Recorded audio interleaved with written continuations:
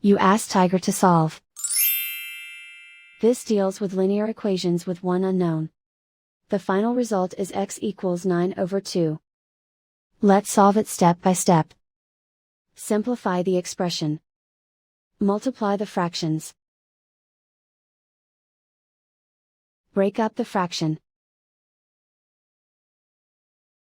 Simplify the fraction. Find the greatest common factor of the numerator and denominator. Factor out and cancel the greatest common factor.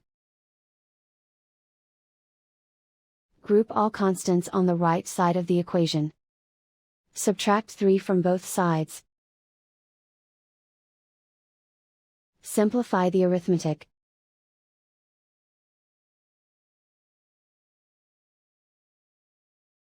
Isolate the x. Divide both sides by 2. Simplify the fraction. And so the final result is x equals 9/2.